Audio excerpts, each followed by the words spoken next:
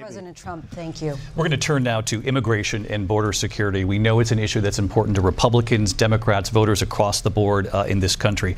Vice President Harris, you were tasked by President Biden with getting to the root causes of migration from Central America. We know that illegal border crossings reached a record high in the Biden administration. This past June, President Biden imposed tough new asylum restrictions. We know the numbers since then have dropped significantly. But my question to you tonight is, why did the administration wait until 6 months before the election to act? And would you have done anything differently from President Biden on this? So I was raised as a middle-class kid. Kamala Harris never answers this question, and the moderators let her get away with not answering this question. Is why did the administration wait until 6 months before the election to act?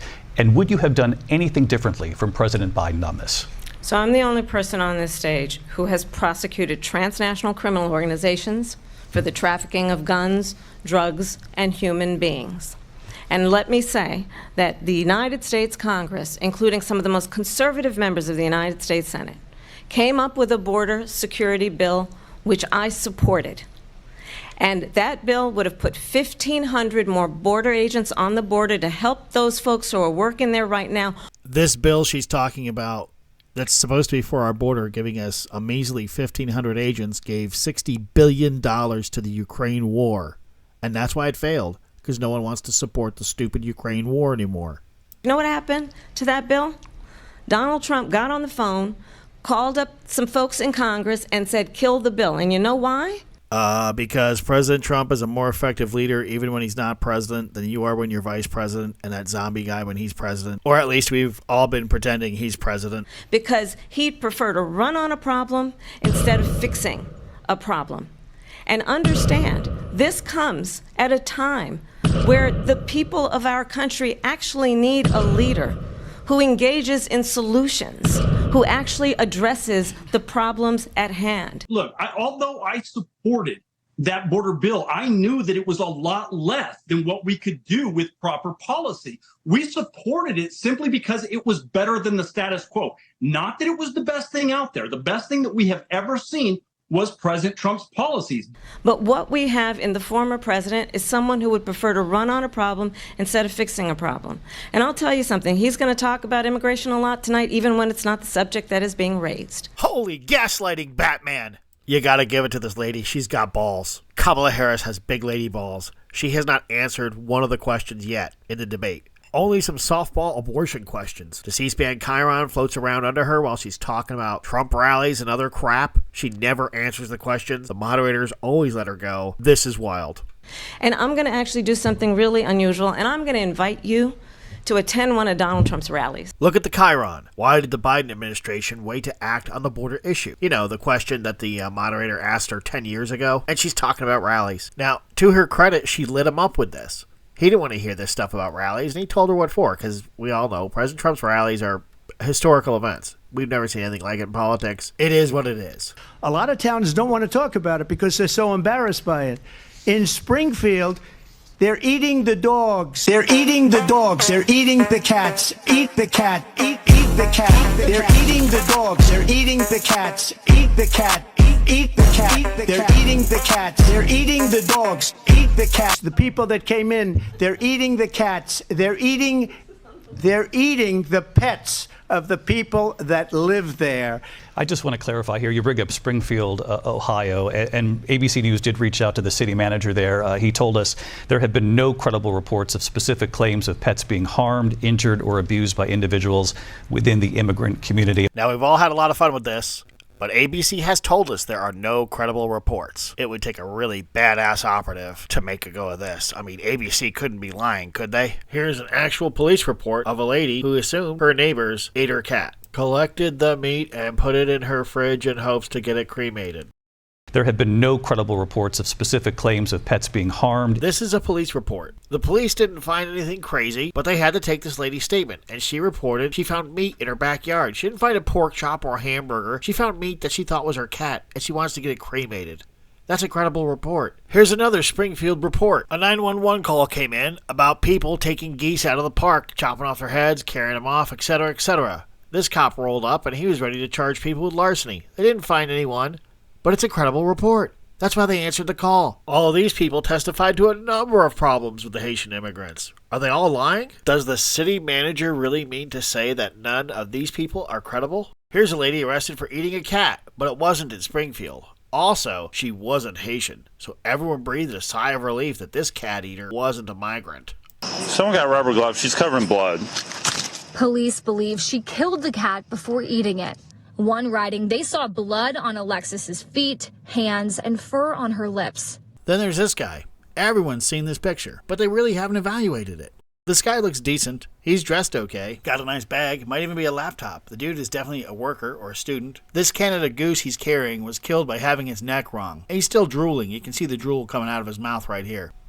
Now, this was taken in Columbus, Ohio. Not Springfield, but it's still Ohio. And they have a big Haitian immigrant problem. And there's all of these stories going around this stuff. It doesn't make it better that this guy was taken in Columbus. First of all, it shows the Biden-Harris inflation is so bad. This guy can't buy a burger. He has to eat this goose. No one has any idea of this guy's nationality. He could be American, Haitian, who knows? And a couple of these stories have been brought to a conclusion, and I'll touch that in a second.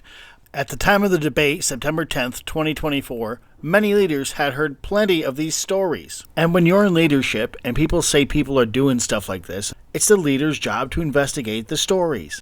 Remember the lady with the meat she put in the freezer she thought was her cat? Well, she found her cat a few days later. Her cat turned out to be safe. She apologized to her neighbors and the police and everybody, and everything's fine, and reporters closed it like they solved the greatest mystery ever. For the last 3.5 years, these reporters couldn't find the Marco Polo website and solve the Biden crime family mysteries. Go check it out. It's at BidenReport.com. So this moment was a lot of fun. We saw that the city manager, Brian Heck, was very quick to call his constituents' stories baseless, which means they're lying. I would say, combined with the police reports and all the testimony, that there's something to these stories, and I wouldn't call them baseless, and they have not been rigorously investigated. Only the cat meat one was really solved, and that lady apologized. And it was so strange that in this age, when social media is so censorious, they don't let you look at anything. If you try to look up something on COVID-19, but there are cat and dog memes everywhere. Everywhere you go, you can make the craziest memes, and they love it, and everyone's engaging in it. It's a trap! It's as if they want you to look at cat and dog stories instead of what's really going on in Springfield. What is it our leaders are really hiding in Springfield, Ohio?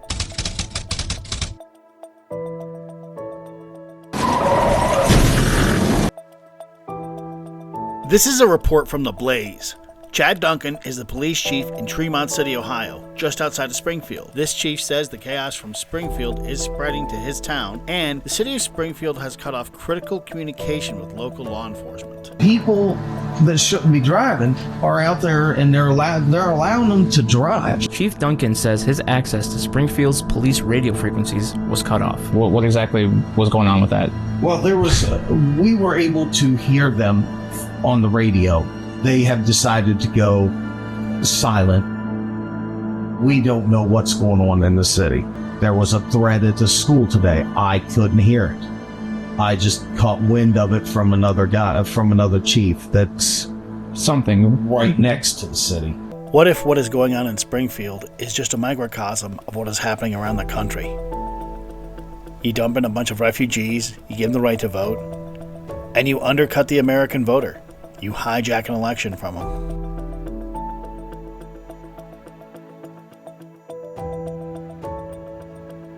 This is a post from Springfield, Ohio's County Commissioner, Sasha Rittenhouse. Some of the Haitian refugees had these voter registrations written in Creole. Commissioner Rittenhouse tried to reassure people that the Board of Elections would catch all of these false voter registrations if someone tried to fill them out. This is a screen capture of Kamala Harris' presidential campaign 2019. There is a very interesting link right here on the front of her webpage. Kamala Harris' then presidential website takes you to this Center for American Progress article. You may recall that the Center for American Progress was run by John Podesta, the former Clinton chief of staff. Also, you will recall Michael Podhorzer was a senior fellow at the Center for American Progress, and he was the man who called off the riots in 2020 when Joe Biden won, telling them to stand down. Let's look at this article linked by presidential candidate Kamala Harris. While this article clearly cites that about 5.5 million children of illegal aliens could be legalized to vote, Then goes on to say that about 1.7 million of those children will be of voting age by the 2020 presidential election. It then says, these numbers could provide sizable contributions to the margin of victory in swing states. So when Kamala Harris was running for president just before Tulsi Gabbard destroyed her campaign, she links to the Center for American Progress article that is advocating for illegal aliens and their children to vote in our elections, and they are literally targeting the 2020 election. And, of course, she wants to give violent felons the right to vote. But people who are convicted, in prison, like the Boston Marathon bomber, on death row, people who are convicted of sexual assault, they should be able to vote? I think we should have that conversation. Has Kamala Harris suddenly given up this radical ideology? These ABC moderators would never find out. Well, I've seen people on television. Let me just say here, this is the people on television say my dog was taken and used for food. So maybe he said that, and maybe that's a good thing to say for a city manager. I'm not taking this from but television. But the people I'm on taking television it from the city saying manager. their dog was eaten by the people that went there. Again, the Springfield city manager says there's no evidence of that. Vice We'll President find Harris, out. I'll let you respond to the rest of what you've heard. You talk about extreme. This is, I think, one of the reasons why in this election I actually have the endorsement of 200 Republicans who have formerly worked with President Bush, Mitt Romney, and John McCain, including the endorsement of former Vice President Dick Cheney and Congress member Liz Cheney. I mean, the Dick Cheney stuff. I mean, you know about Dick Cheney, Halliburton. That's all logistics. I mean, it's cities that we built over there, and it all was built by Halliburton. Wow. Who was the the CEO's vice president in the country. Like, what? Are you serious?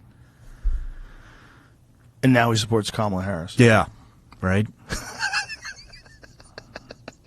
When you see the left getting excited that Dick Cheney is supporting their candidate, you know the world's gone haywire. Yeah, it's crazy. The same people that used to think Dick Cheney was the devil, now all of a sudden they're like, look, Dick Cheney. There's nobody dive. It's like nobody actually has an opinion anymore. They're just told, they're just told, hey, this is what we're going with for the next 2 hours.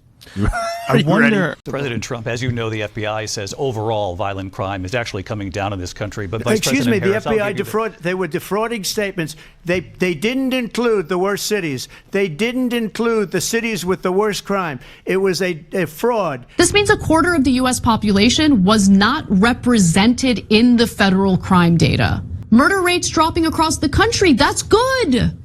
But not in Los Angeles. That's bad. The murder rate had climbed to about 30% above the same period in 2023. Please, don't be a sucker and don't cite FBI crime reports. Find city-specific crime trends that apply to you and don't let anyone gaslight you about what's happening in your neck of the woods because their political agenda is more important to them than your safety is. The former vice president, she just said he was the vice president, called for defunding federal law enforcement, 45,000 agents, get this, on the day after he was arraigned on 34 felony counts. Vice President Harris, in your last run for president, you said you wanted to ban fracking. Now you don't. You wanted mandatory government buyback programs for assault weapons. Now your campaign says you don't. You supported decriminalizing border crossings. Now you're taking a harder line. I know you say that your values have not changed. So then why have so many of your policy positions changed? So I was raised as a middle-class kid. So my values have not changed, and I'm going to discuss at least every point that you've made. But in particular, let's talk about fracking because we're here in Pennsylvania. I made that very clear in 2020. I will not ban fracking. As it relates to my values, let me tell you, I grew up a middle-class kid raised by a hardworking mother. She really said that again?